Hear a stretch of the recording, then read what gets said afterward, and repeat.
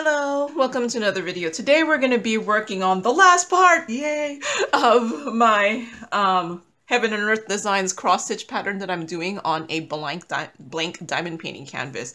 So if you've been watching my channel, you might have seen this image here for a while. This is called Almost Winter by Leonid Afremov. I got this from Heaven and Earth Designs when it was on sale. For like 50% off. The canvas I got from Homall on AliExpress for $9.13, and the drills I got from Home Fun for $27.73. And those drills did not just include drills for this, but included the drills for some other Heaven and Earth Designs diamond paintings that I was doing with my stash drills, and I just supplemented it with the ones I didn't have enough of. So yeah, this thing had 87 colors. I did replace some of the normal DMCs with my own ABs, and I started this back in July 19, 2022. It is now December 29, 2022. My original plan was to finish this before winter, because it's called Almost Winter, but you know, winter started, what, December 21? I'm failing, but that's okay. I only have this section done, so this should be done by the end of this video. That is my plan. Yeah. And this might be the last time you see me doing a Heaven and Earth Designs diamond painting on a blank canvas, because I have tried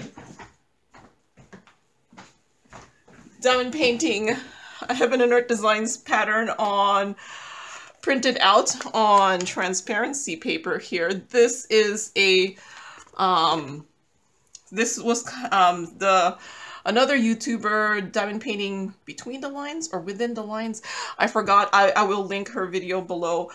Came up with this process of printing the actual PDF onto transparency paper with an increased percentage in size. Go watch her video for that percentage, and doing it on transparency paper. And as you can see, this is probably why I failed at finishing this. I've been trying it out on one of my other Heaven and Earth Designs diamond paintings. If you don't remember, this one I kitted this up around this at the same time. It's this image here, and so far this is what I've done of it, and let me tell you, it is actually much easier to diamond paint without using Pattern Keeper. I was still using Pattern Keeper to find the colors, but just because I could be like, oh, I want to know what that shape is, and then it will tell me what DMC, but otherwise I was pretty much just using the pattern printed. But this is really pretty, right? The back of it with the transparency paper. But yeah, this might be the last time you see me diamond painting one of these Heaven and Earth Designs cross-stitch patterns on a blank canvas, because yeah, this might be the future of how Heaven and Earth Designs diamond paintings are, patterns are done on a diamond painting canvas. So Joe, go check out her video. It's awesomely long, but I learned a lot of stuff. And I'm guilty of making really long videos too. So yeah, who am I to... Oh yeah, I didn't cut this out. I had originally cut these out in 4x2 squares. So 40 by 20 drill sections. But for this last one, I was like, okay, this last one is smaller and yet a little bit bigger. So it might take a little bit.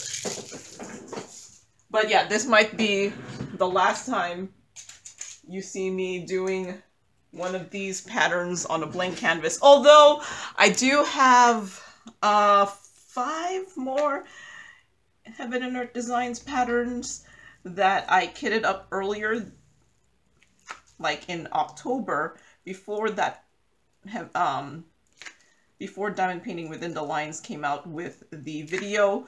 And I have already bought blank canvases. So I do have blank canvases, and if I ever miss doing a diamond painting this way, a Heaven and Earth Designs this way. I might just be like, I'm gonna do it the old way. We will see.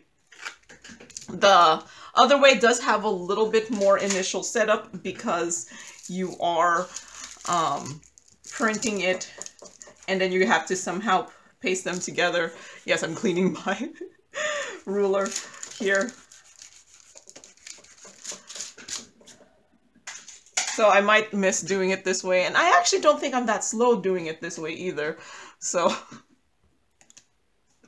gonna time myself like I normally do. Let me clear that. And let's get started. I like to work on the predominant color first.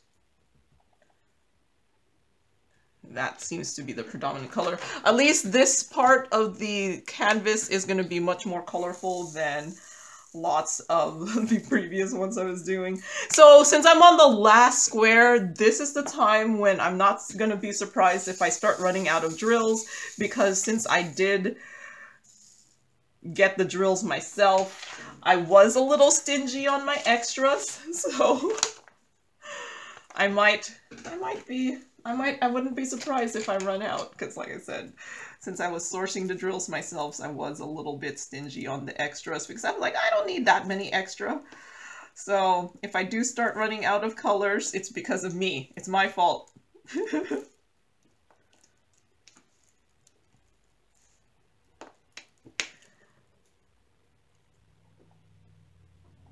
So I was actually not anticipating doing this video. I already had a video set up for Friday, and I thought last Friday's video was going to be the last video I recorded for that would show up in 2022. But I was just like, I'm so almost done with this one that I thought this would be a perfect conclusion, I guess, for my 2022. This should be my last video of 2022. And if I need one more. So yes, I'm recording this on the 29th of December. I hope everyone had a great Christmas or whatever holiday you enjoy during this time. And I hope everyone has a happy new year, since this should be this should be posted on the 30th of December. And like I said, the last video for me of the year. I am going to be recording a couple more videos after this, but they won't show up until 2020. Did I do this right? They won't show up until 2023.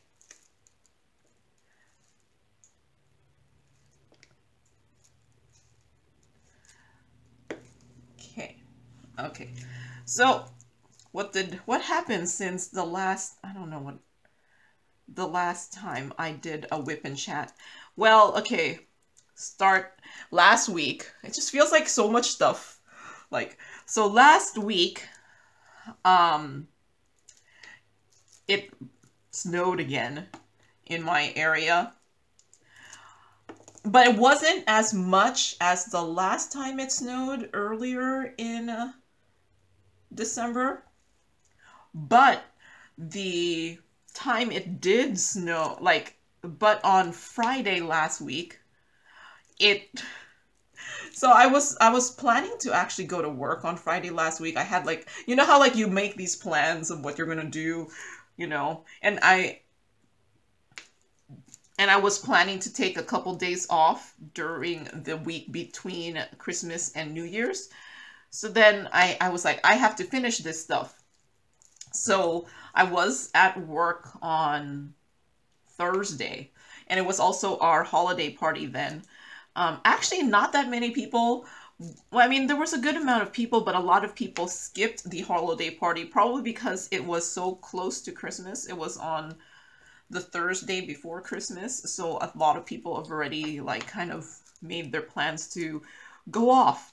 And it was probably a good idea if anyone was going to be traveling, because that Friday, which I did not end up going to work, they actually did close the facility because Friday last week there was like they called it freezing rain. So then when I saw that on the news, I didn't really know what it meant, because it's not, I don't know, I've never actually experienced it. Yeah. So they called it freezing rain. So what I was picturing when they were like, oh, it's going to be freezing rain, I don't know what I was thinking with freezing rain. I was kind of picturing hail, but like in icicle form. I don't know. I don't know. That's what I was thinking when it was freezing rain. What it actually was that it was so insanely cold that the rain ended up becoming like, I don't know if it was actually raining. It was just more the wetness on the roads and stuff was like ice. So if you look up stupid people in Seattle from last week, because there were really some stupid people. The roads were like ice skating rink ice.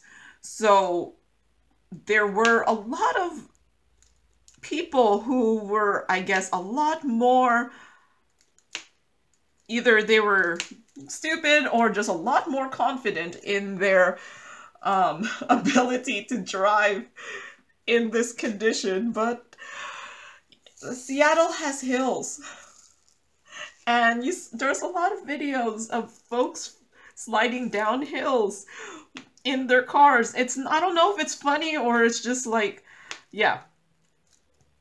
Either way, there was some people who really needed to be out there and slid down hills, because even though your car is an all-wheel drive, there's still just not enough traction to not slide down that hill. So yeah. If you want some entertainment, look for videos of folks sliding down hills in Seattle from last week, because, yeah. But, so then when, yeah, like I said, I think it was mainly folks didn't know what they meant by freezing rain, because that was the same thing that happened to me. I was like, oh, it's gonna be freezing rain. I was picturing hail, but, like, in icicle form or something, so I was like, wait, is this gonna, like, be able to like pierce people and it'll be dangerous to be out there, which it was. So I ended up staying. So someone was like, no, tomorrow is supposed to be freezing rain, and I was like, what is that just gonna be hail? And seriously, when they say freezing rain, they should just pretty much tell you, guess what, tomorrow the roads are gonna be like, it's gonna be like an ice skating rink. Don't use terms like freezing rain. I don't know what that means. So no, what I ended up doing is Thursday, I ended up staying at work a little bit longer to get everything that I was planning to do on Friday done on Thursday. So I got that done, and then they closed the building on Friday. They were like, nope, don't come in on Friday, which is great.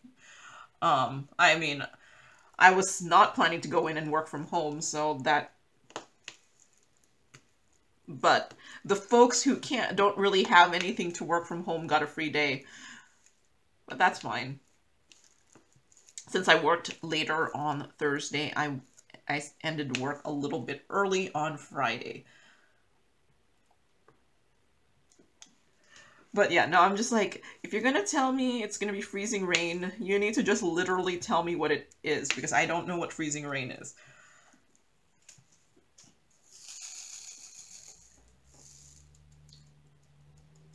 It was like, I remember there was a big, typhoon, hurricane, tropical storm, whatever, in the Philippines, and they kept saying there was going to be a storm surge, and people were like, I've been in storms before. I'm not gonna abandon my house. And then the storm surge came on and it was like crazy. And I'm like, it's the same thing with the freezing rain. I have no idea what that means. So you just need to blatantly tell me it's gonna be an ice skating rink out there. I think people will understand that instead of like meteorologists. Seriously, just tell it exactly how it is. We don't need your terminology. We need terminology folks understands. But I'm glad I got all of that done the day before, so I did not come in on the Friday. Well, no one could have come in on the Friday. The facility was closed. But yeah, if you need some laughs, look up people driving in Seattle last week. Although, you know,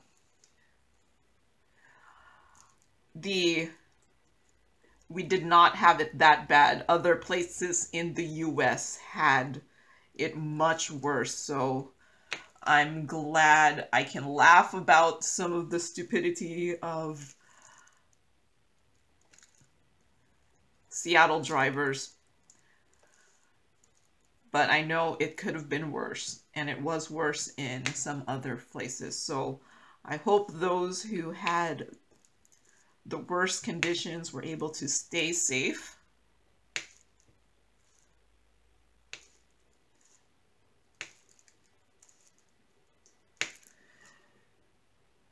But yeah, so that was Friday. I did plan to go to my sister's house to spend Christmas with her, my niece, my mom, and my brother-in-law. So I went to Seattle on Saturday, and see, the freezing rain was just on the Friday before. If that had just been one day later, I would have been like, yeah, we'll just do a we'll just call each other on Facebook or something, because yeah, that was not gonna make it. That was not gonna make it. But yeah, the next day after Friday, when it was an ice skating rink, it rained. The temperatures went up to the 40s and everything melted. So come, what's it called? Come December 24th, no more white Christmas. It was pretty much just wet. Last year we had pretty much a white December 26th. It didn't snow until the December 26th, and it actually snowed a lot that I wasn't able to travel until a day later when I was planning to leave the day before, kind of thing. But I have to say, I'm guessing maybe the area is getting more used to having this snow stuff, that prior to this, like this year, I thought like more roads were plowed. So I think we're getting used to this random snow event. While last year it was like, well, it didn't help that it snowed on the 26th. So I'm guessing most of the snow plowers were, I don't know, off or something. So they weren't able to plow the roads last year. But this year, I thought there was a better handle on the snow. Now, the ice skating rink, I'm not sure what they could have done. I don't know what people expected. Like, they were like, why didn't you plow it? I was like, can you plow an ice skating rink? It's not the same thing as snow.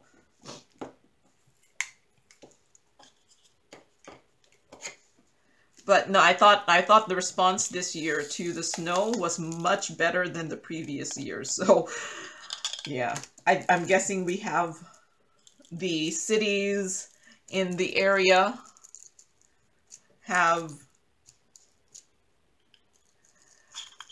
gotten, I don't know, ready for these kind of things.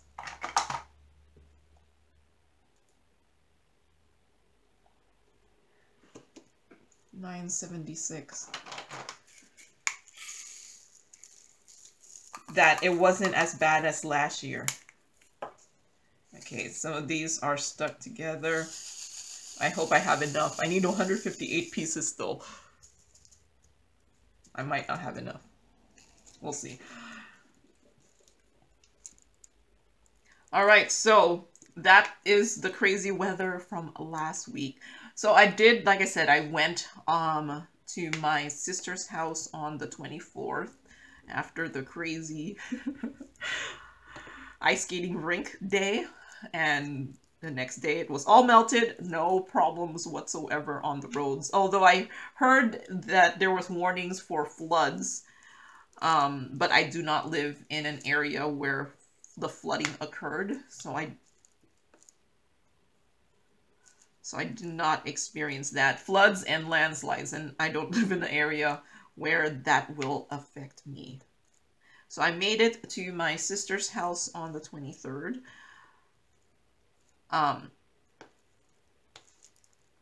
So I went, and for Christmas, I asked my sister, I was like, so I asked like what my niece needed for Christmas. See, because my family don't really get Christmas presents for each other. I think we're just kind of all at that age, and I guess financially stable enough that if we need something, we will just get it ourselves. We don't need like a special occasion to buy things. So most of the time we don't buy each other presents, but we use the Christmas as a time to get together. So, but you know, I have a niece now. She can't buy herself stuff. So I'm like, I asked my sister, I was like, what does she need?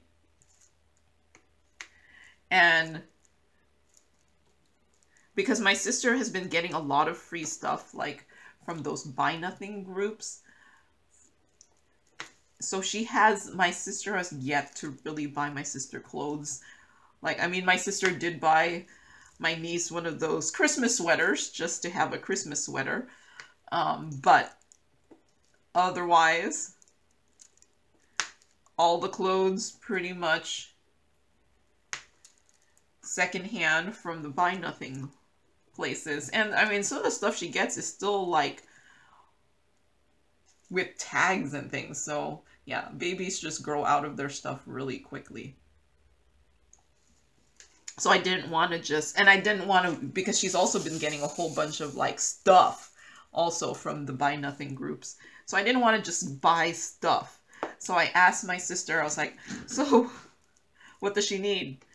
And she's like, at first she tells me, oh, I guess you could buy some shoes. I was like, okay, I could buy shoes. And then she also was like, well, you could get her some bowls and plates or something. And I was like, okay, bowls and plate. I think she meant me to get like a, you know, a set, but I didn't find one. So I just bought some bowls. And I don't know, I have no idea what to get. So I found, when I went to the store, I found some bowls, baby bowls that had suction cups on the bottom. I was like, that's awesome, that's brilliant. And there's no baby suction cup things. I don't know when they came out with these things. But I don't recall there being baby suction cup thingies before, but it was bowl with suction cups at the bottom. We did test them out, and it's pretty grippy, so I thought, hey, that works. So I got some bowls with suction cups, and then I got some plates. I was actually kind of surprised. I don't know, maybe I don't know what I was expecting, but when I went to the store, I was thinking, oh, I'm gonna just get one of those bowls or something with some sort of cartoon character on there, and I didn't really see that when I went to the store. And I'm like, okay, maybe there's not so many of these cartoon character kind of bowl things anymore. Maybe there is. I don't know. Maybe I just don't know how to shop for things for babies. But that's what I was kind of expecting to buy. I was expecting to go to the store, buy like a plate set that was like some sort of cartoon or something, and give that. But I kind of like the suction cup bowls. But like, I know nothing. I know nothing about babies. So, suction cup bowls it is.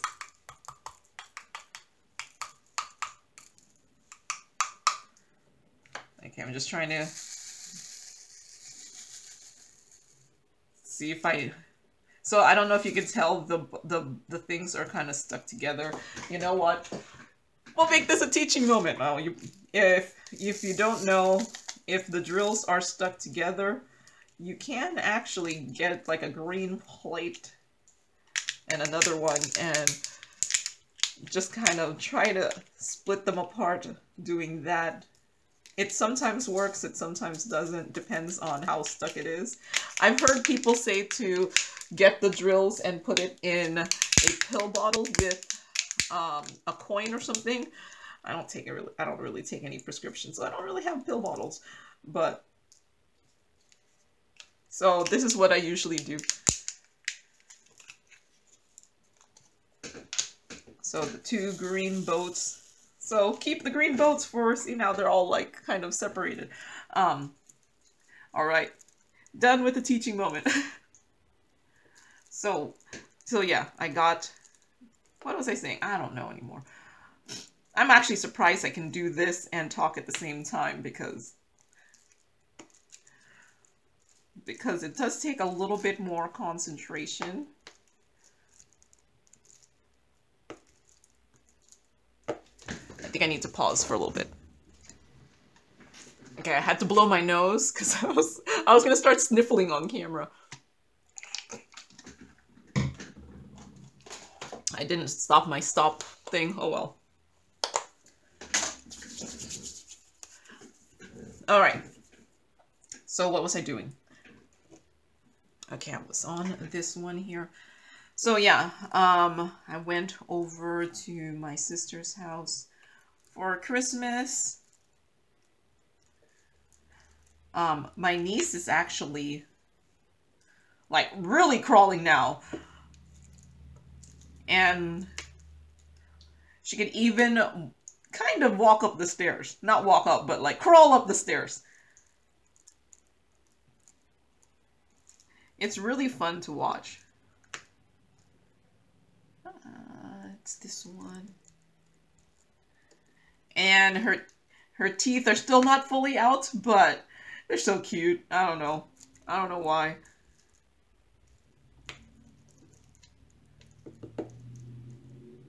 Let's see.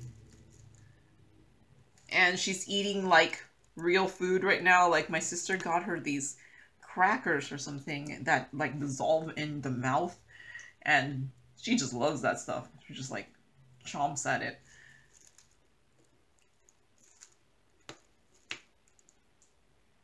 It makes like this crunchy, and then she tries to put the whole thing in her mouth. It's really cute. I don't know.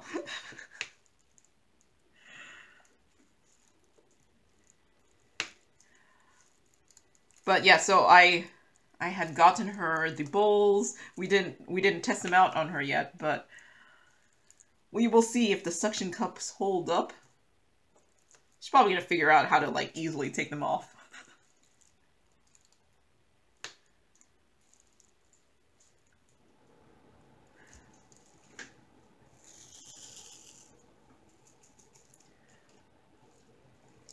Okay, so yeah, and then I got her some shoes. So I got shoes that said they were for 6 to 12 months, but my niece, who's 9 months, like, she's small. She's small for her age. I remember us looking up how heavy, what's the average weight of a 9-month baby, and I think we looked it up and it was 18 to 20 pounds or something like that. And my niece is nowhere near that. I think she's like at like 13 or 14. My sister said, like, I think she said it was like 13 and the last time she was at the doctor. So maybe she's a little bit more heavy than that, but But yeah, so my 6 to 12 month shoes were too big for her. That's okay. She'll get there eventually. I was thinking after I saw that, I was like, okay, I guess I should have gotten her the 0 to 6 month shoes. But I mean, she's 9 months. Why would I get the 6 month shoes? Okay, so I'm have some static here.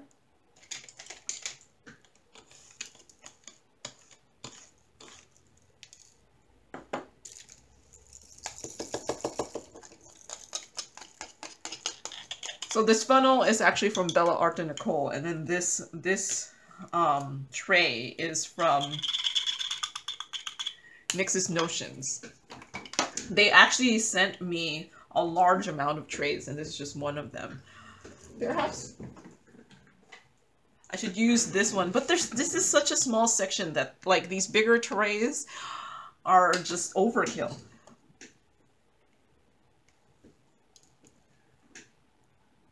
So I usually don't use big trays because I don't tend to diamond paint that many things with massive amounts of color blocking. Perhaps I should start. No.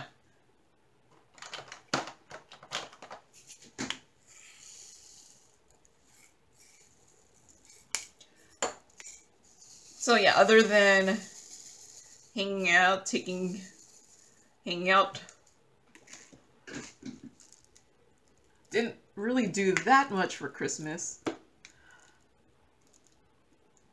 I was actually planning to diamond paint when I went to my sister's house. It just didn't really happen.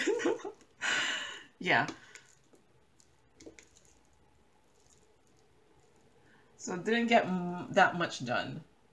I did go back home on the 26th. Mainly because I heard that there was going to be like a massive windstorm on the 27th. I was planning to go back on the 27th. And the windstorm wasn't that bad. But I got like stuck on the ferry. Like, so I took the Bremerton ferry. And on the way back, it took, oh my gosh, we had to stop for like almost an hour because, and my car just happened. I take my car onto the ferry and then I just stay on the ferry. I don't go up. And that might be because I used to take the ferry every day to go to work when I used to live in Seattle. And so me going up to the ferry or something, it's just like, and seeing the outside, it's not like a tourist attraction for me or anything anymore. But so I was in my car and then I heard like some announcement that they said that they had to stop because there was a boat or something stranded. And I just was looking out the window and I was like, hey, I think the stranded boat is on my side of the where my car was parked, and I could see there was this sailboat, and I saw this in one of those inflatable, it looked like one of those inflatable boats or something, motor boats, just kind of going towards it. And I was like, okay. And then at first the boat goes around, and I think they must have been yelling out to see if anyone was on board, and no one seemed to be on board. So then one of the people on the motorized boat boarded the other boat and started looking around. Like, I don't know, I was like, what are they doing? So started looking around, and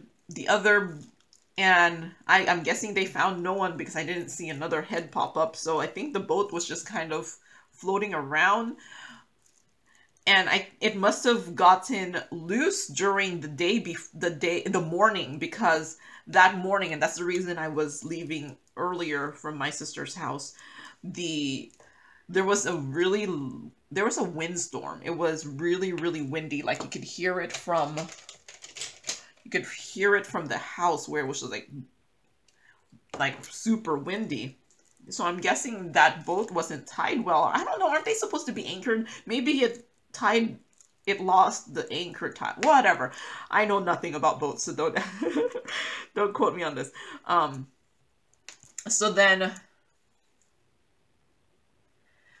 the rescue person like must have went around the boat, saw that there was no one there, and then I think they must have eventually tied something to the boat, because next thing, like, this took a while. Okay, so like I said, we stopped for almost an hour. So then eventually what ended up happening is there was some sort of rope tied onto the other boat, and the motorboat started like motoring the boat away. And I'm guessing the ferry couldn't move because the ferry is a big boat, so it would probably change the water current flow, I don't know, a lot by passing through, like, I think they call it, is it called the wake of the, I'm just making things up, that the current, the big ferry would probably move the boat too much.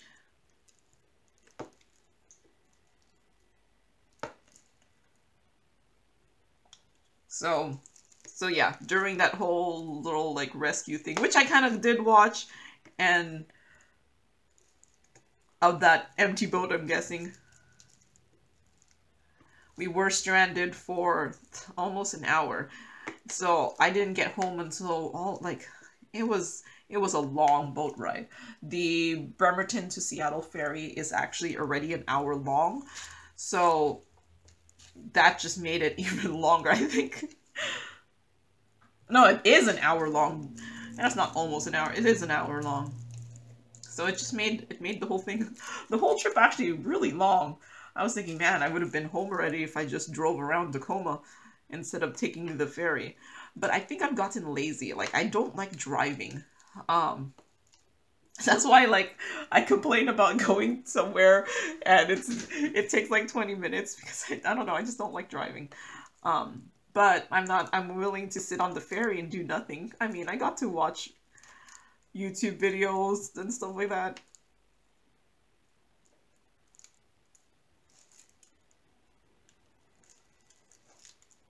Okay, what am I on this one?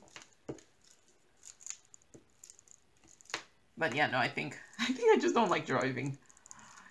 Driving is one of those like necessities, like, but I know some people enjoy driving and I'm not one of those. I'm a get to point A to point B kind of person.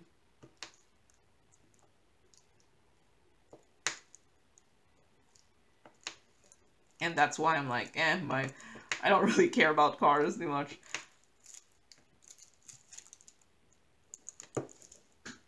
Okay, I think I got everything.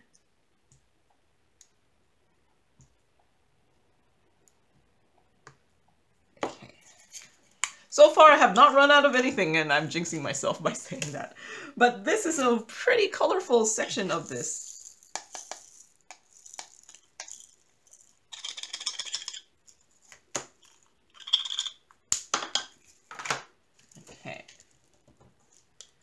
Next up, let's do this one, 920.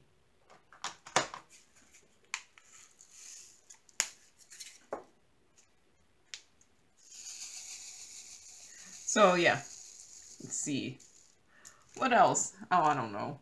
See, this is why I should plan these things out, because I'm like, I don't know what I'm saying. So then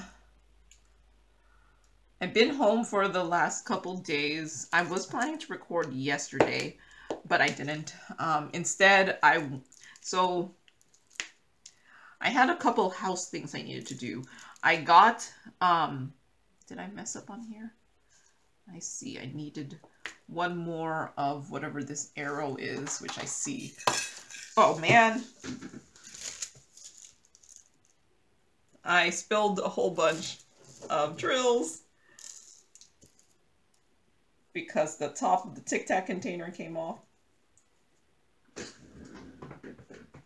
that's okay. I have enough of these drills to finish because I think I've already done it all.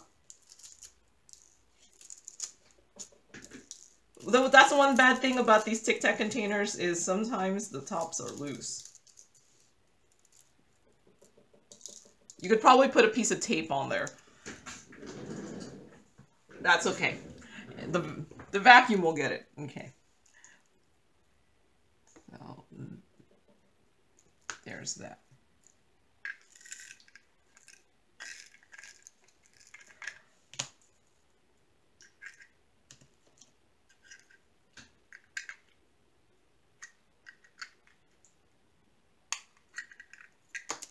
Okay.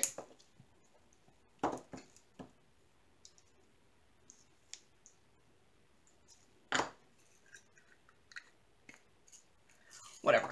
Got that. Yeah, what did I say saying before I got distracted? Okay.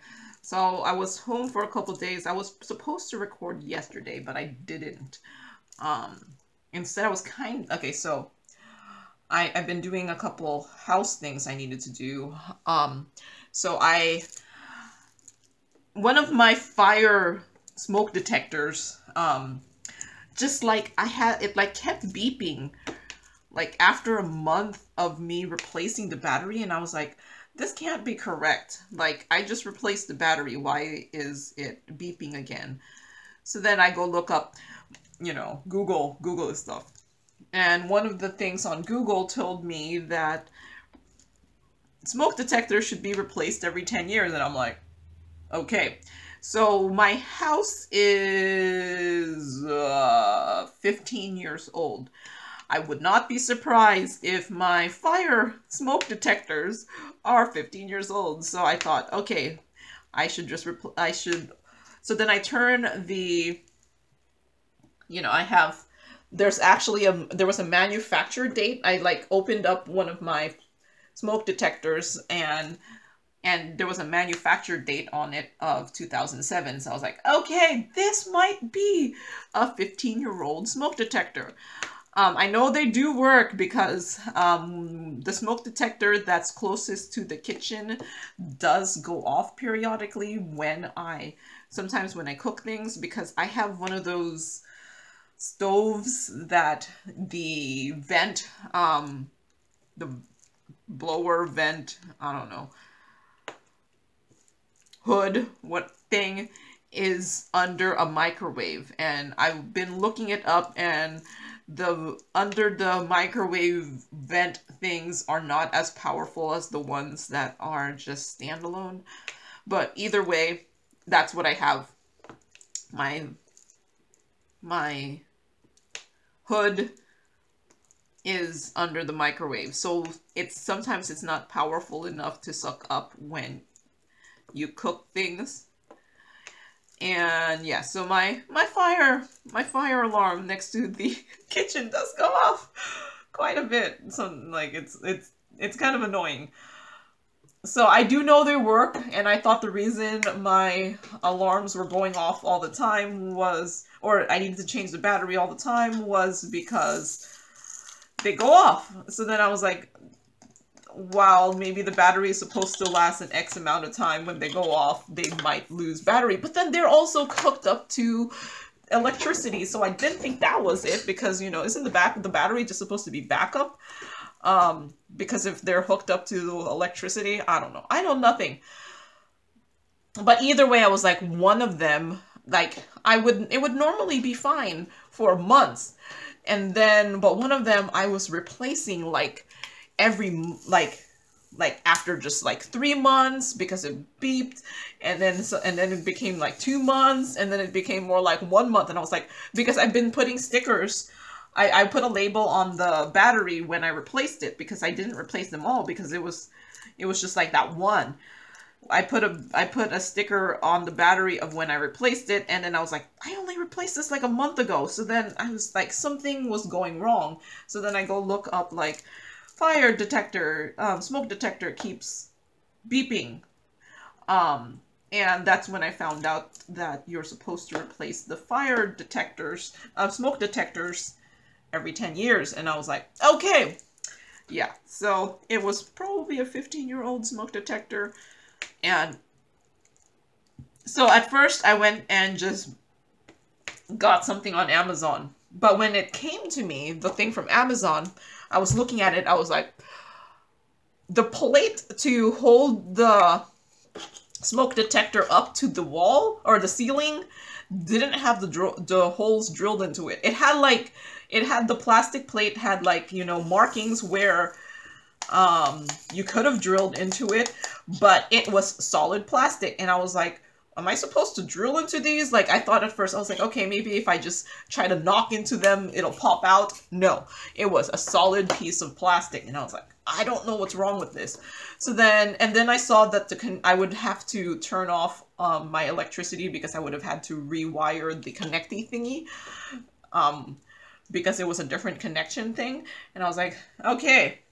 And then, yeah, so then I was like, okay, that doesn't seem too bad, but the plate, me having to, I don't know, somehow punch out the whole plastic to drill to screw the things in, I was like, I don't know what this is. So then I was like, okay, you know what, I'm just gonna, then I thought, oh, maybe if I buy the same brand fire alarm, I won't have to rewire everything, and I'll just be able to replace the smoke detectors, and it'll have like the same plug. So I went and got from Home Depot, because that's where the brand of previous fire alarms were from, smoke detectors were from. So I went and got the 6-pack from Home Depot because it was cheaper. I only have 5 that I needed. I only have 5 smoke detectors, but the 6-pack was cheaper than me buying 5 of the single pack. So bought the 6-pack from, it's the same brand. So I thought, hey, it's gonna have the same connector. No, it does not have the same connector, but at least the plastic plate that the fire detector, I mean smoke detectors screws onto had holes in it. I was like, okay, so I knew I was not crazy where I thought that it was crazy stupid that the other one didn't have holes, the holes drilled in. So because I was like, you expect me to drill through this hard plastic? So I decided, okay, oh, but then, you know, the plastic connecty thing to the electricity was not the same either. But I was like, okay, maybe it's because the other one was from 2007, so things have modernized or whatever. So I did have to turn off, I had to pull all my breakers because I was looking at my breaker box and nothing was obvious what powered all the fire detectors. I mean, the smoke detectors.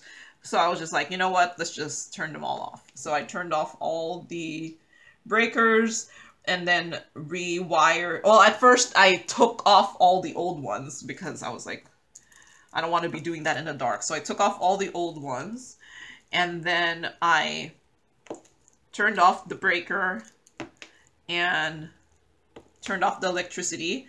And then went around rewiring the part that plugs into the smoke detector. And then after that, I turned on the electricity again so then I could finish the installation.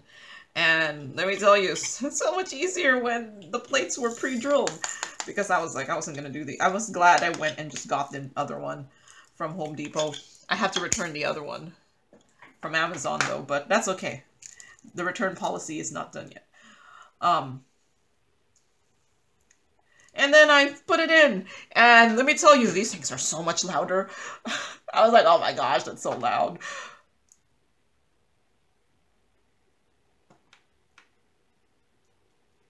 $7.40. So I didn't need this many drills. So now I have new smoke detectors. I got one where the battery replacement thing looks much easier to do. So I was like, ooh, look at this door battery replacement thing. It's so much easier to do. And it hasn't beeped, so we will see. And then, I'm not sure if you can tell, but my room here where I record, like, is pretty dark. But it's the brightest room in my house. So my house is actually kind of dark. It's a 1-story house with a 2-story house on the other side. So, and then trees around. So it's great if I want it to be nice and shady, but it's not so great if I want like natural light to come into my house. And it is also winter. So right now it's cloudy.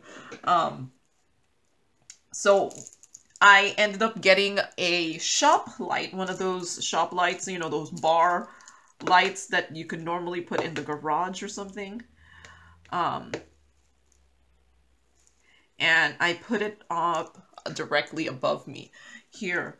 So it is actually much brighter. I don't know if you know this, but I actually, these longer videos that I have to splice together, when I splice them together, I kind of cheat and I use a filter to make the picture seem a little bit brighter than it really is.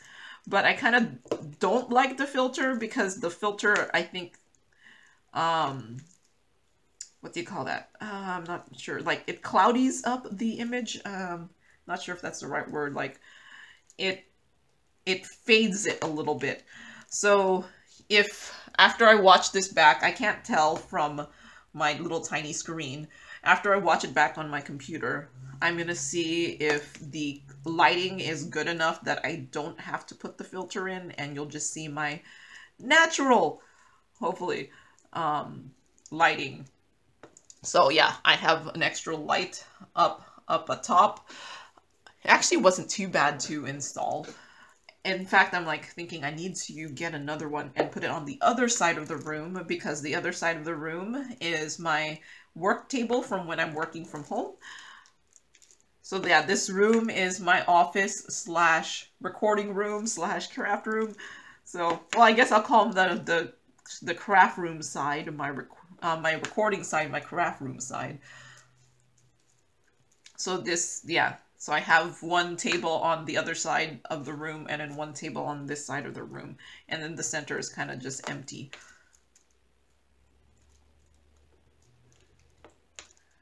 And then my sister, when my sister came by and she's like making fun of like, why do I have 2 desk chairs? I was like, well, the other chair is for that other table. And she's like, when are you going to ever be using both desk chairs?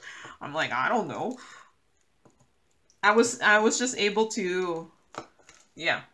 I was able to get like a used desk chair, so another used desk chair. So yeah, I have a different chair for one table and then a different chair for the other table. That's okay. But I can see your point. I could just move this chair across. But yeah, it's actually pretty decent light, like brightness. So I think I might get another one and put it on the other side. It's not the prettiest, but unless I go hire some electrician or something to wire the top or something, it works.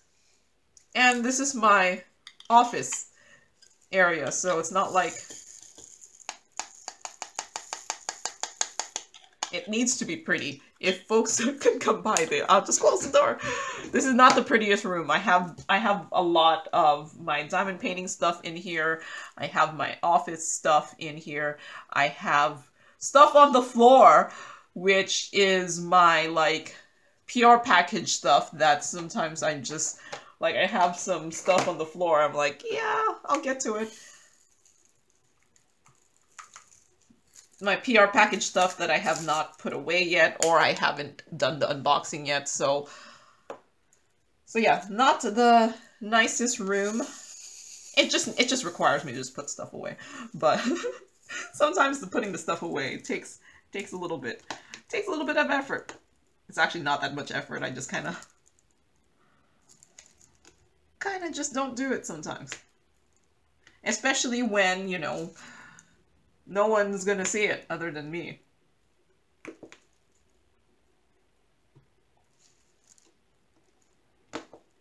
So yeah, I put an extra light up there, and I think if it really adds some brightness to here, that I don't have my extra light on. I usually have another light that I put on. I don't have to turn that one on because it's plenty bright enough. And it's cloudy out there, so I don't get that much. I'm not getting much natural light in here. When it's sunny, I get a good amount of natural light in here, but right now, nope.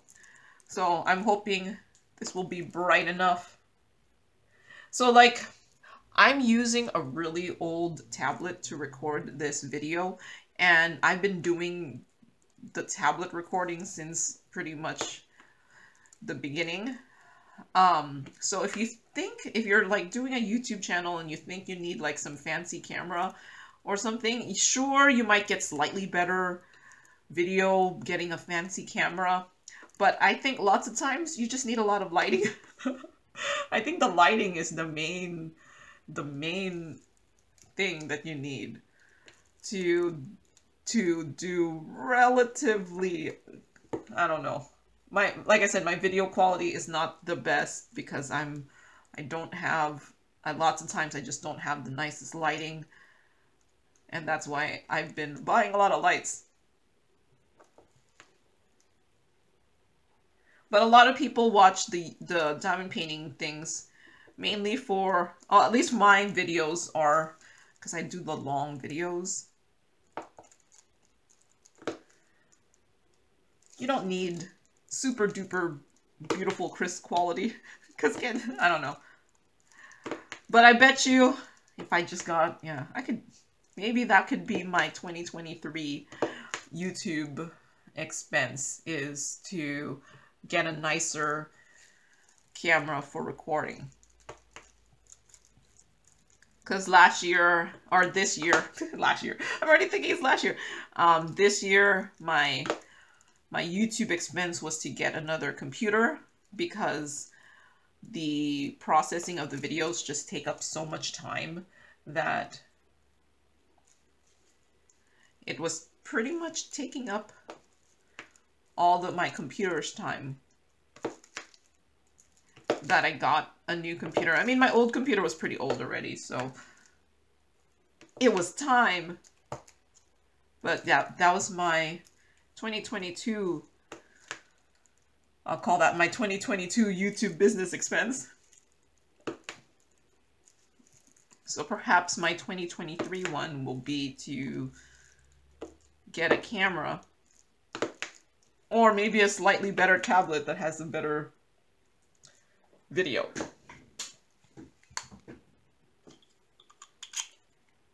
So then I don't have to buy like the camera holder, because I have a pretty good, I think, setup that I'm able to zoom out pretty well, able to capture what I can see, and I like that I'm able to cast it to my TV on the side.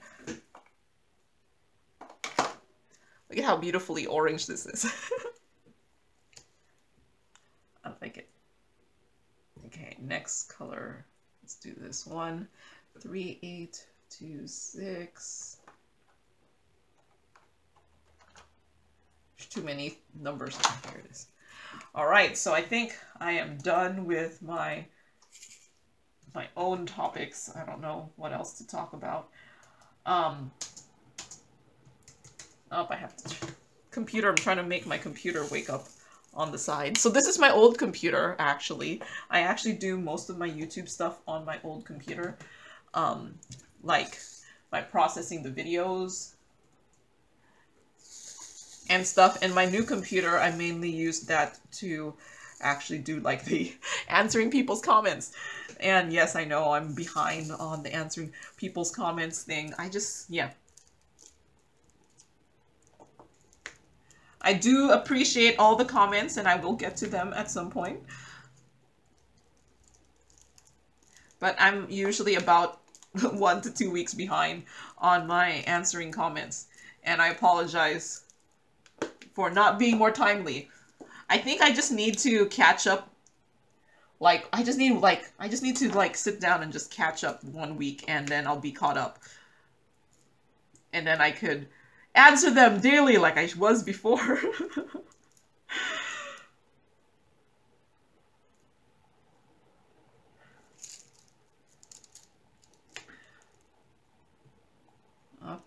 Sometimes it doesn't register my highlights. So then, okay, so I have all of my comments that have questions. So I might have answered some of these in the previous video, but I still haven't answered them in, still haven't answered them physically, you know, with writing. So let's see. Nancy asked, Joan, do you have a stash? I love your long videos. Not a fan of shorts. LOL. I do have a stash. My stash is probably like 200 something diamond paintings. And I guess I could do a stash video, but then I'd have to like reorganize all my diamond paintings again. So I do kind of feel like I do show my stash in other ways. Like if you saw my video of me rolling up my bigger canvases and putting them on my vinyl roll holder, you can see a good amount of my stash in that video. If you saw my destashing videos, you could see a good amount of my stash that I was taking away, or giving away, or donating. And then all my unboxings, the stuff that you don't see me do, there's my stash. But yeah, no, I could do a stash video, but I haven't.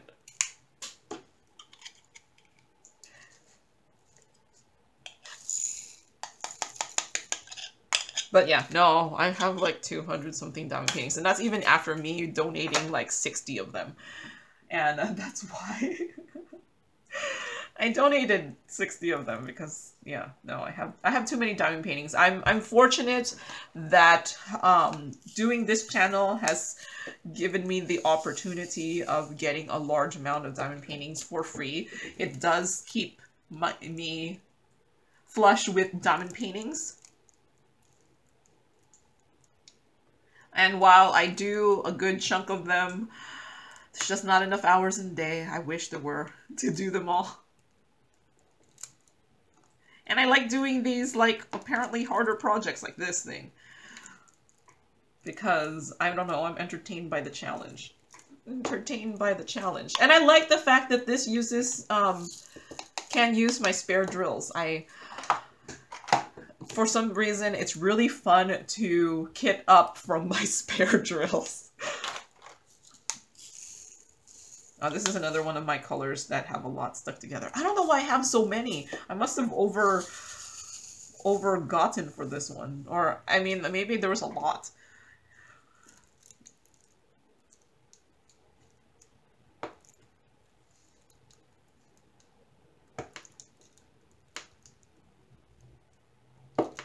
But I'm on the last 13 of these. 13. Well, it says I have 13 left. That's what's kind of entertaining about the Pattern Keeper, is it keeps track of like how many of each color you need left. So now my 13 is 0. So according to Pattern Keeper, I'm 99.65% done with this.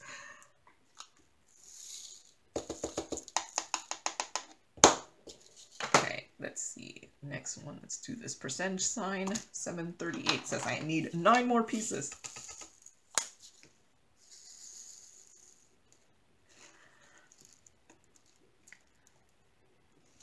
All right, so thank you, Nancy. Break My Dream says, what do you do with your finished diamond paintings? That looks really cute so far. So this was in my whip and chat from Oroloa.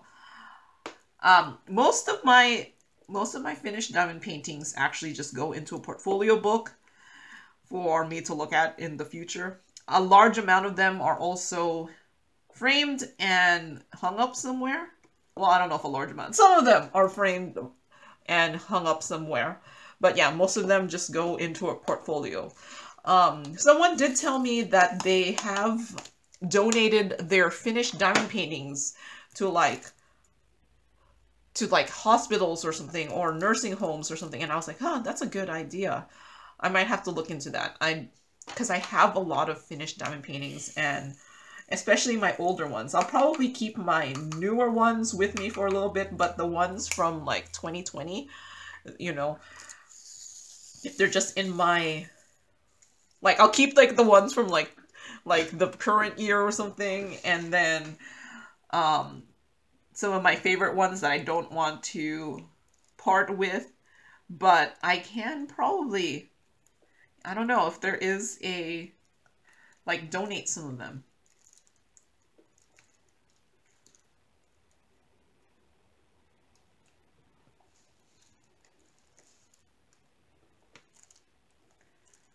But I mainly do this for fun, so I don't really plan to like make this a business, although I guess my YouTube is considered a business. I do make money from it. But yeah, no, this is mainly a hobby for me. Like when I used to bake a lot, I used to bake a lot. It was a hobby. I was never really expected to make money from it or anything. But yeah, no, I probably should. Yeah, I wouldn't be surprised if at some point I'm like, I have too many diamond paintings. I don't know what to do with it. But I don't want to throw them away. But so I need to find like a source that people will like them or something and put them on their wall or something like that. But yeah, most of my stuff is just in a whole bunch of portfolio books. I have a good amount of portfolio books with the finished diamond paintings, or they're hung up on my wall. Especially after my mom saw my diamond paintings, she was like, why is this all just in this book? So she's been having me buy frames and hanging them up on in my house. So I do have a good amount of diamond paintings hanging on a wall in my house.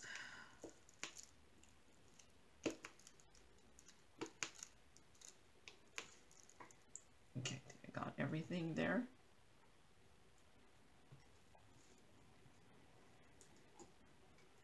So thank you, Break My Dreams, for the question. Let's see. Let me finish this up before I get to the next question.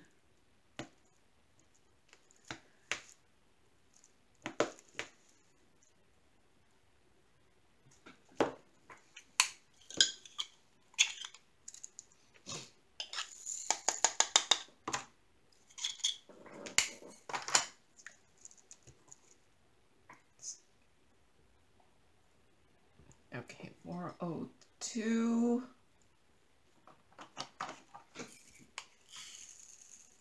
This is one of my random colors that I decided to use an AB drill for. It's that one. I think I need to concentrate on this one too, since they're not all right next to each other.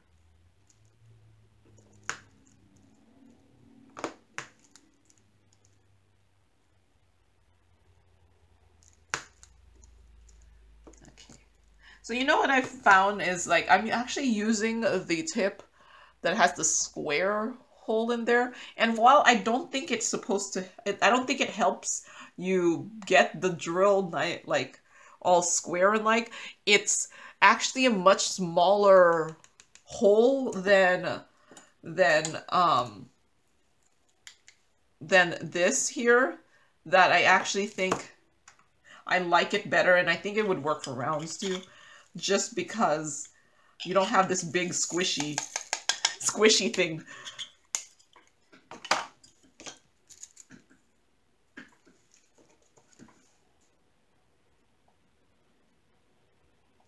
So yeah, I don't think it helps in the drill orientation or anything, but it does help that it's smaller, a smaller opening than the regular tip, that I think I kind of like it. I don't use it for my rounds because I use the angled tip for my rounds. I did try to figure out how to use the angled tip for the squares. I just wasn't able to get a hang of it, so I use it for my rounds.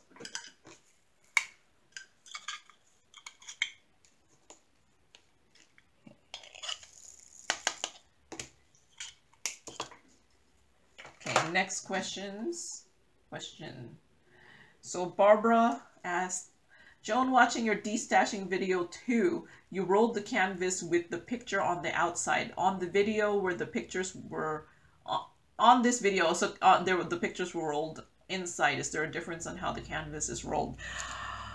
I don't know. I like rolling the canvas with the picture on the outside mainly because the plastic is like an extra layer on diamond paintings, and I think that having the plastic on the outside, it will, I don't know if it's true, but it will prevent having those rolls in the plastic, just because, you know, the plastic is a wider layer than the, yeah, it's mainly because of the inside plastic. I kind of feel like it would have less rolls on the plastic, but I don't think it really matters, especially for poured glue canvases. But mainly I just was doing it on the outside. One, because I was hoping that I would have enough clear ones that you could see what's inside. But yeah, no, I kind of like it because I don't want to add the extra, like you can see this one, the plastic is kind of roll, like there's an extra spacing on the plastic, and I think you wouldn't get that if you rolled with the plastic on the outside. But that was just my thinking. You know, I missed this 310 here. I had done 310 already.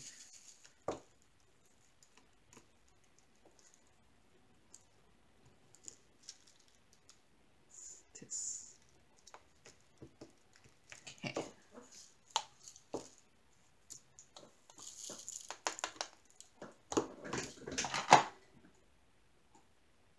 So thank you, Barbara. CT asked, hi Joan, I'm truly enjoying your videos. I was wondering, is there a difference in the color and shading between resin and acrylic AB drills of the same DMC number? I would like to keep them separate, or does it make a difference? What do you think? So this was in one of my organizing my round AB drills. I don't know if there is I think there is a slight color difference between the resin and the acrylic drills. I notice it a lot in black. If the resin drills are just a little bit shinier black than the acrylic drills. So there could be slight variation in resin versus acrylic. Oh, I'm still on the black.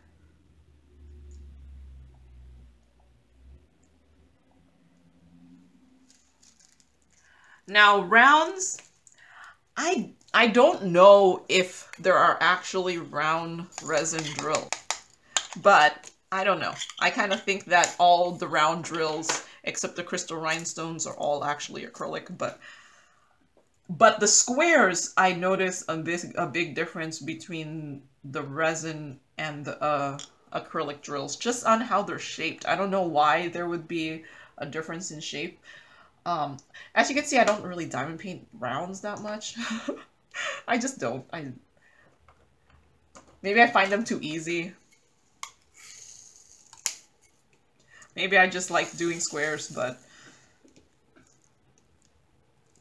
I've seen differences in shades between resin drills and between acrylic drills, so I wouldn't be surprised if resin and acrylic drills have differences too between each other. So yeah, but in AB land, the coating can actually be different even in the same DMC, like I have some 310 ABs where some of the coating looks more green, and then I have some 310 ABs where some of the coating looks more blue. So they can look really different even though they're both 310.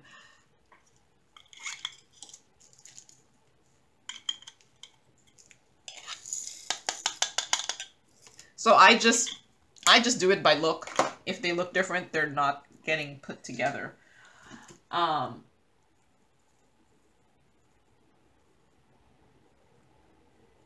So CT continues to say, I ordered these after seeing your last unboxing and I can't wait to receive them. I'm slowly going to order the rest of the diamonds because I do change out drills here and there. Consequently, I'm really enjoying this organization video and looking forward to your next one. Thank you very much. I enjoyed the organizing videos too. I think that's half, or maybe more than half, the reason I enjoy diamond painting so much is just the organizing part of it. I think without it, the organizing part, I might have already lost interest in diamond painting. I'm serious in that. While I like the actual diamond painting part, and I do enjoy actually diamond painting, I enjoy doing different types of diamond painting. The organizing part is probably what makes me keep going. Even though some people might see it as a waste of time, to me, it's not a waste of time. I consider the organizing part like just as fun as the actual crafting diamond painting part. So, and if you think about it, unless you're selling these things or these things, crafting can be a massive waste of time, but I don't consider it a waste of time because I consider it enjoyment, like video games. Like, that could be a massive waste of time, but you enjoy it. So this is my video game. This is my watching like a sports show, I don't know, game or whatever. So we do a lot of things that can be considered massive waste of time. But as long as you enjoy it, then who are you hurting? But yeah, no, I think the organizing part is half, maybe more than half, the reason I really like this craft.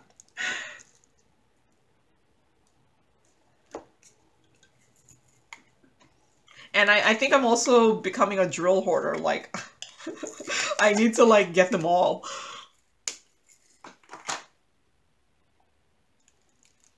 So I have all the choices. Because nothing is as annoying as when you're like, oh, I want to change this out for an AB, and then you don't have an appropriate AB to replace it out with, and you're like, no. Or you kind of compromise where it's not the perfect one, but you're like, yeah, it's good enough. But you know, I think I'm becoming a drill hoarder.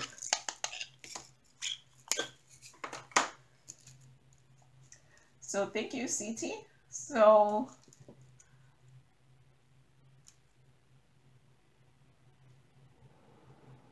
not sure if I understand the question. Let's see. I'll skip that one. Okay, so NWTBCO during one of my unboxings said that they just bought the Christmas tree. Glad you like it. And what spray adhesive do you use? You mention it often, but I never get the name. My name is Jody, by the way. Love your content. Congrats on the 5K subs. Thank you, Jody. My main spray sealer that I use is called Krylon Glitter Blast. It was actually a viewer that told me about it. I think it was Paula. Who was like, Joan, you should try Krylon Glitter Blast. Because someone at some point told me that I enjoy like a large amount of aspects of diamond painting, which is true. But the thing I least enjoy is the sealing part, and it's one of those necessary evils sometimes. And since I do a lot of the off-the-canvas items, I do seal a good amount of things, and I just don't like using the liquid sealers. I don't know. Yeah, it's messy. I just don't enjoy it. Don't ask me why. It's not even that hard. I just don't enjoy it. It's like how some people don't enjoy kitting up. I'm like, no, how can you not enjoy kitting up? So my main one that I use is the Krylon Glitter Blast. I find that it seals the items, and if you do enough layers, it will actually kind of harden, so the stuff actually won't come off. Some spray sealers I've used kind of just seems like a over the top of it, like kind of thing, where after it's sealed, it doesn't harden or whatever. So that's the one I mainly use. But it's not the easiest to find. I usually get mine from Amazon, and I have it continuously on my save for later cart. And if it's ever like cheap, I buy like 4. Yes. So sometimes it's on Amazon for like $10 or something, but then when it goes down to like $6, I go buy it. Buy more. But I have also tried, probably my second favorite in the spray sealers would probably be the Patricia Nemok gloss, I think, acrylic sealer. That one is probably my second favorite of the spray sealers. And what's good about that one is I could get that in Walmart. But yeah, Krylon Glitter Blast Clear Acrylic Sealer, I think that's what it's called. That's the one, that's my go-to.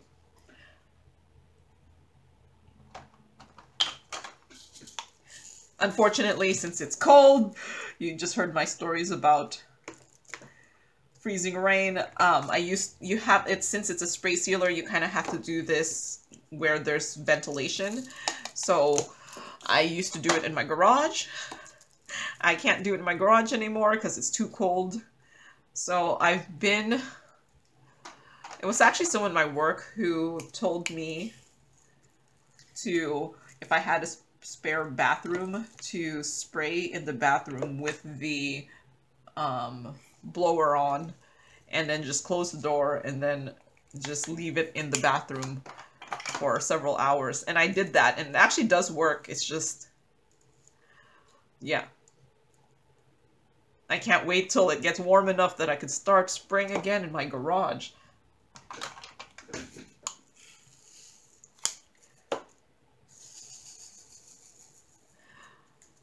But the liquid sealers, so the spray sealers are awesome for the non-canvas items, because a lot of times those ones are not flat, and the spray sealers can just kind of leak to the back.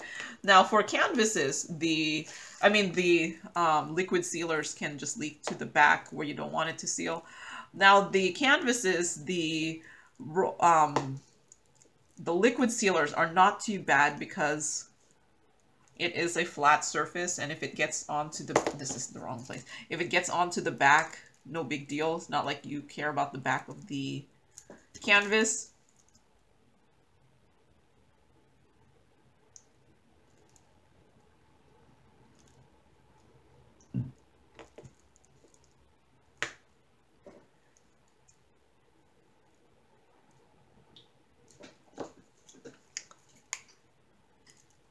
But yeah, my main thing with the liquid sealers is it does kind of pool sometimes and bubbles up.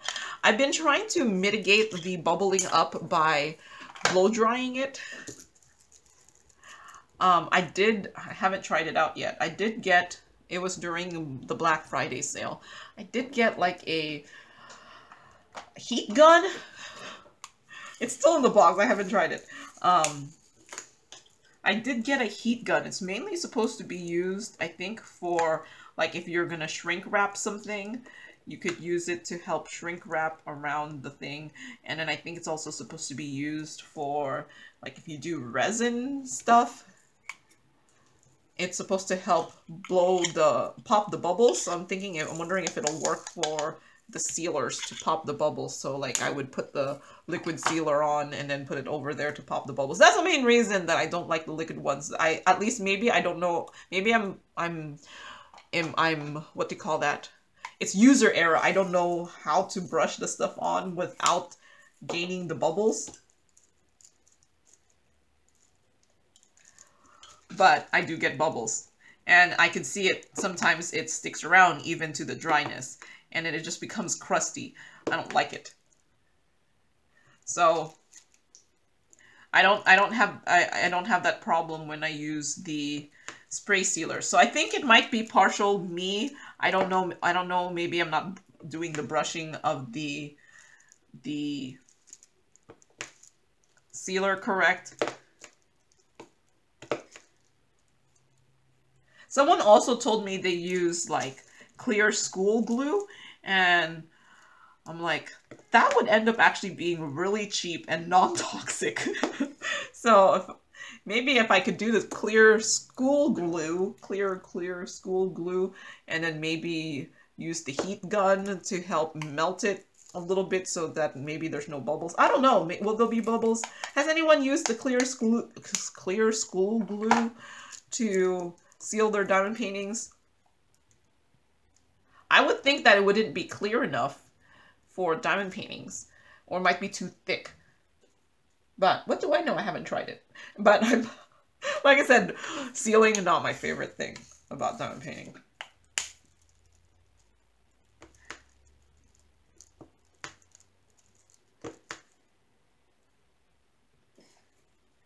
So thank you, NWTBCO. So Buchanan Lynn said, I love diamond painting. Where do you get your double-sided tape label maker from? I've been searching for it a long time. So this is in a kitting up video. I'm pretty sure I linked it in the description of that video. But this here, this is a Xyron sticker maker. I got it from Amazon. Unfortunately, the last time I checked, the repositionable sticker here is not available, and I even looked on Xyron's website themselves, and it's not available on their thing. So I'm guessing they're having trouble sourcing or supplying the clear inserts here. But yeah, this is just from Amazon. I got this back in 2020. At the time of me buying this thing was really cheap. Like, I think this was like $8 or less, and then the repositionable cartridges were like $5. So I'm not sure of the availability of this, but it should be on my Amazon storefront. And yeah, it's the Xyron sticker maker. I think that's the 1.5 inch size. There is more of those that are like 3 inches wide. There's even one that's like a disposable. Sometimes that disposable one ends up being cheaper than that one, which is kind of like, you know how Amazon's weird about their pricing.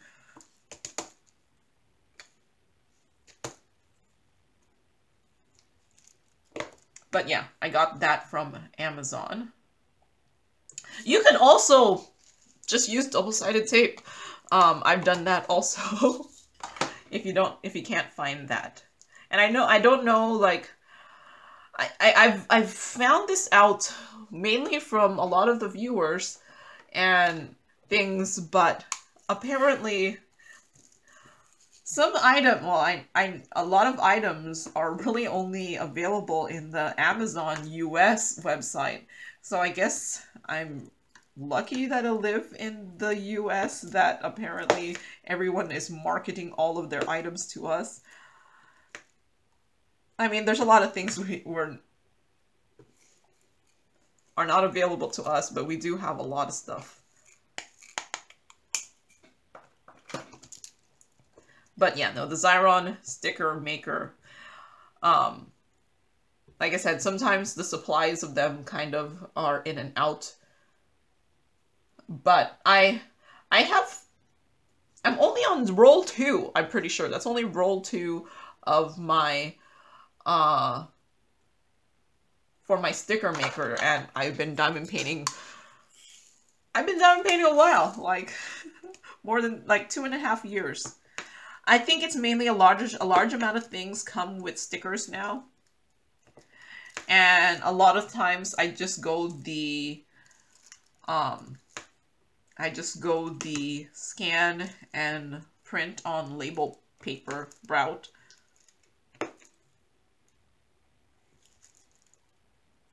But yeah, no, that's from Amazon.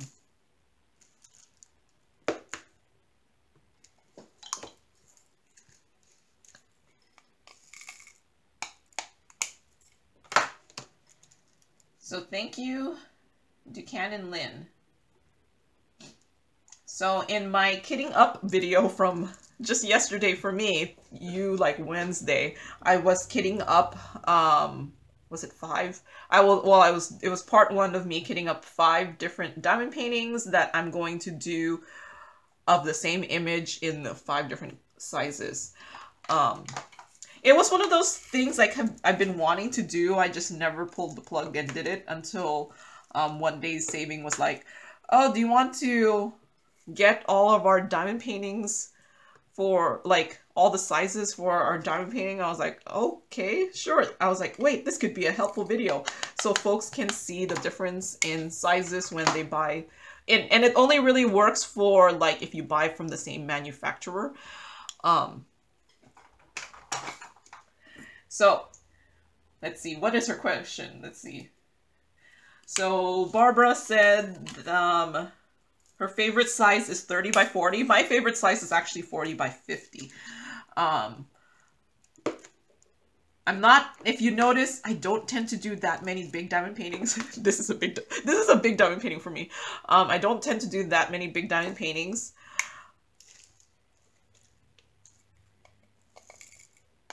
But yeah, my favorite size is 40 by 50. But often wonder, so her favorite size is 30 by 40 and often wonder how well the picture will turn out in the size. I suppose the more colors a picture has, the larger the canvas should be. Would you recommend going one size larger for those colorful pictures? I saw a couple really colorful pictures I liked, but unsure that the size would work best. Anyway, sorry for babbling. I very much enjoy your videos. Thank you. No problem with your babbling. This whole video that I do is practically all babbling. I do think it depends on where you get the diamond painting. Some companies will give actually a good amount of colors, even for the smaller size. Like in that video, I think my smallest size actually had a good chunk of colors. My 15 by, I actually finished it. So I have records. Okay. So yeah, I finished the 14.5 by 24 and it had 30 colors. So the amount of colors can make a massive difference. But just going bigger does not always mean it's going to be better, because some companies are skimpy on the colors. So even if you get like a big one, they still only do like 30 colors.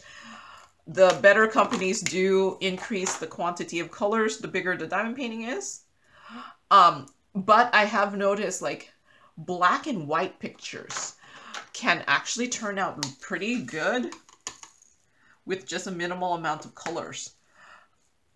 And I'm thinking it's because there's only a minimal amount of colors, it can get the shading correctly. When a thing is really colorful, having a minimal amount of colors will end up like compromising the end product. Like I've had some diamond paintings where I'm like, this was supposed to be green, but then they put a yellow instead because maybe there was not enough colors to add that green. And then it just looks funny. 648. So yeah. The more colorful something is, it is a little bit, I think, better to have a couple more colors. And also, the more detailed a picture is, you kind of need to go a little bit bigger. But a lot of diamond paintings are meant to be looked at from far away. So yes, while you're looking at it really closely, you're like, what is this? But then if you just move you just walk away from the diamond painting a little bit, you can be like, oh, that looks really nice. Even though up close, you're just like, what is this blur? Like this one, it's kind of like one of those ones where like you look at it really close and it is just a whole bunch of colors. But if you just step back a little bit, it looks pretty nice. This is like this one actually has like 87 colors. And I think that might be why I enjoy these Heaven and Earth Designs ones. I like a lot of colors. And I kind of prefer the computer generated like ones, because I think too much hand charting can actually be detrimental to the final picture because it looks a little too outlined.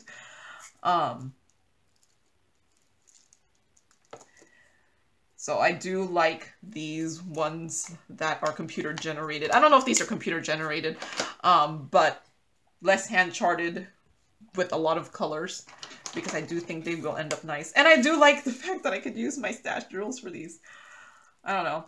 Do I kind of just like the challenge? I don't know.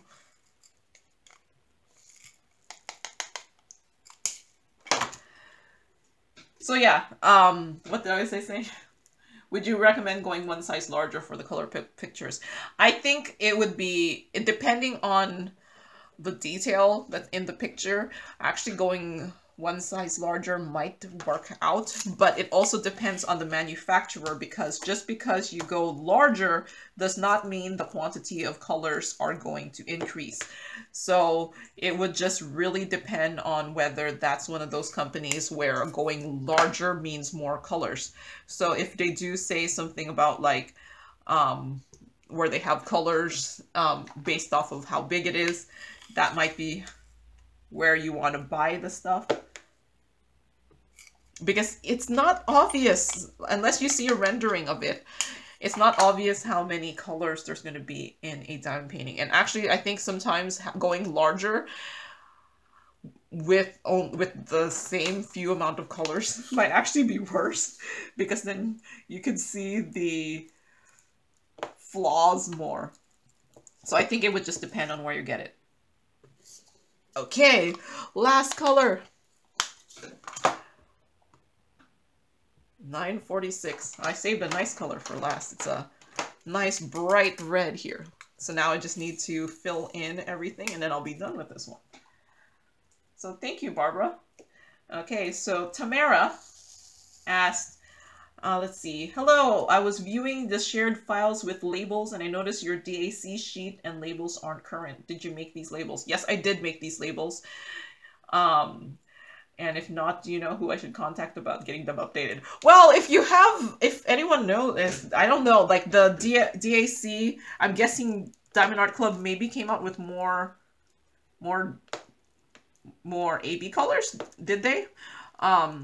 If they did, I'd love to, if anyone has the chart, please feel free to give it to me so that I can update the chart. But I made that chart like, I don't know, several months ago, maybe even last year, based off of a chart someone sent me with the Diamond Art Club ABs and then the DMC conversion. So if there is a more updated one, I can always update my labels.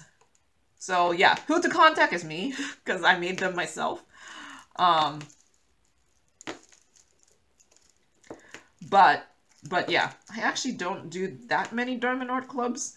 It's been actually a while. When was my last Diamond Art Club? I actually have I have like 2 Diamond Art Clubs kitted up, because I'm a serial kitting upper. Oh yeah, I should do one of them. One of them is a winter one. But yeah, no, I made a good amount of, I made a large amount of the labels there. I do have a couple charts that folks have given to me that I didn't make myself. So yeah, I don't know who to contact. This maybe, I wonder if Diamond Art Club has it on their website or something. So okay, I am done with this here. I'm gonna finish filling out here. Oh, I should highlight this so it could be 100%. Woot woot, 100%. So, let's see. One more. So this is the 29th. And I did one 133. So 1, 2, 3, 4, 5, 6, 7, 8, 9, 10, 11, 12, 13, 14, 15, 16, 17, 18, 19, 20, 21, 22, 23, 24, 24 days. 1, 2, 3, 4, 5, 6, 7, 8, 9, 10, 11, 12, 13, 14, 15, 16, 17, 18, 19, 20, 21, 22, 23, 24. Okay, so 24 days. I finished this on 12/29/2022. This is actually diamond painting 345 for me. Woot woot. In all, and diamond painting 149 finish of 2022. I don't know if I'm going to get to use this 150 label here. I did already make my 2023 labels. Where did I put it?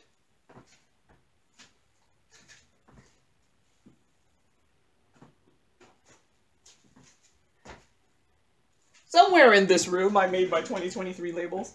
Oh, I see it. I did make my 2023 labels. They were just kind of getting squished somewhere.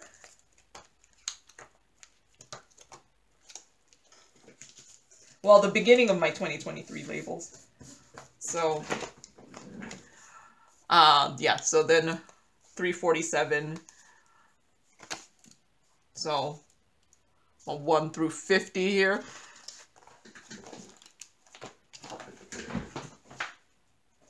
I just need to finish one more. It's the 29th. I can finish one more. I'm actually almost done with... Wait, I can move this forward in my journal here. I'm actually almost finished with this one, too.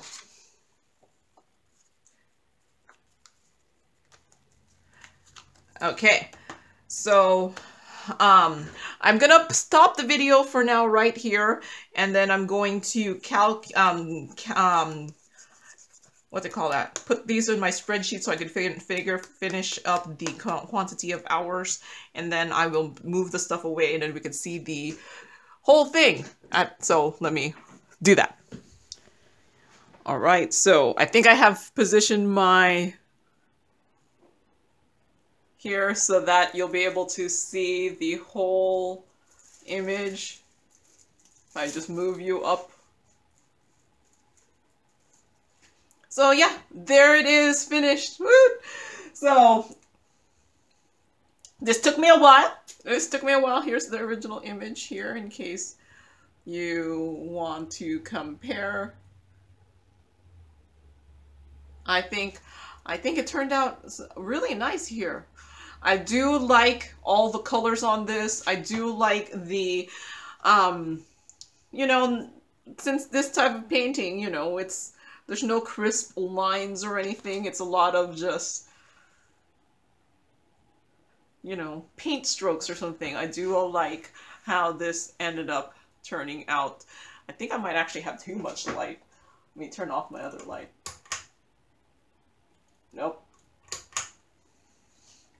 So yeah. There's, yeah, just a little too much light. That's the one nice thing about diamond paintings is, like, it's sparkly.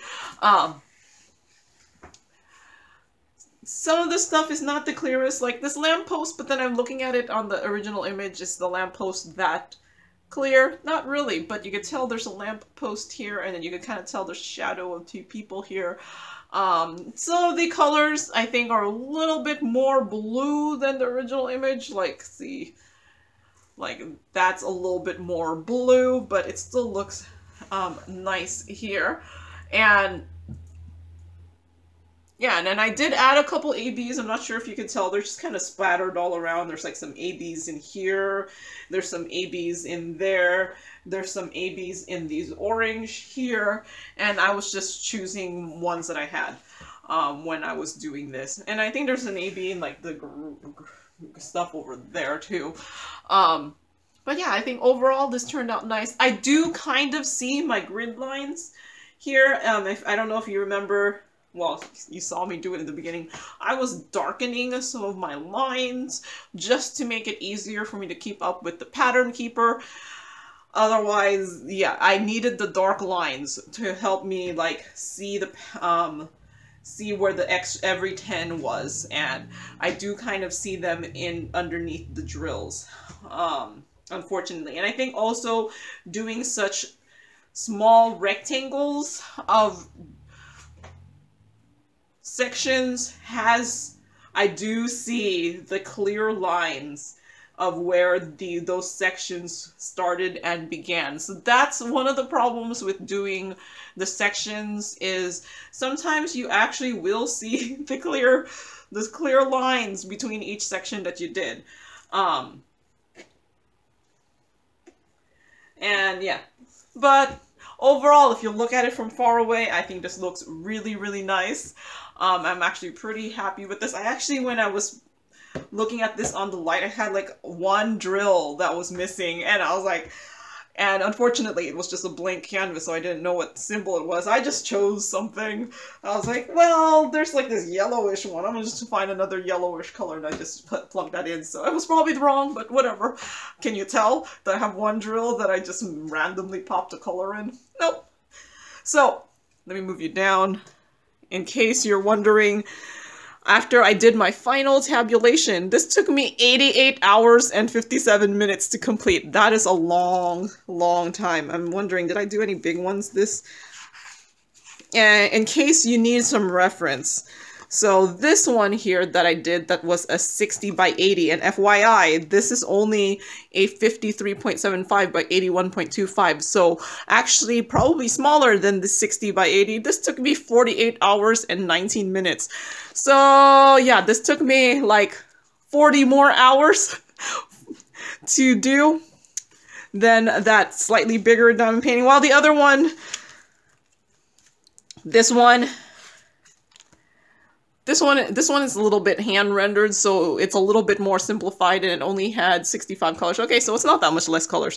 But yeah, doing a diamond painting on a blank canvas using a cross stitch pattern does take a lot longer to do.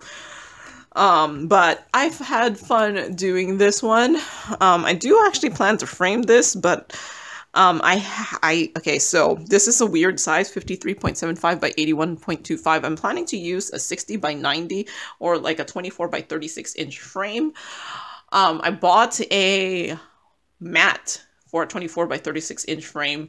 Tammy had bought me last year, I haven't tried it out yet, a mat cutter. I've watched several videos on how to do the mat cutter thing, but I just have to try it out. I might try it out on a 40 by 50 picture before I try it on this big one. I just have to get brave. Joan, get brave. Use the mat cutter. It can't be that hard. That's what I keep telling myself. I just have to get brave enough to pull the plunge and try to use the mat cutter. I'm like, Joan, you could do it. You could do it. So you will see, I won't be cutting the mat on camera because I don't think I could do it on camera, but you will see me frame it, hopefully with a nicely cut mat. If you don't ever see that video, I failed in my mat cutting. But yeah, that is the last. This should be my last video of 2022. So I hope everyone has a awesome New Year's, and I will see you guys again in 2023. So thank you very much for watching, and happy diamond painting. Bye.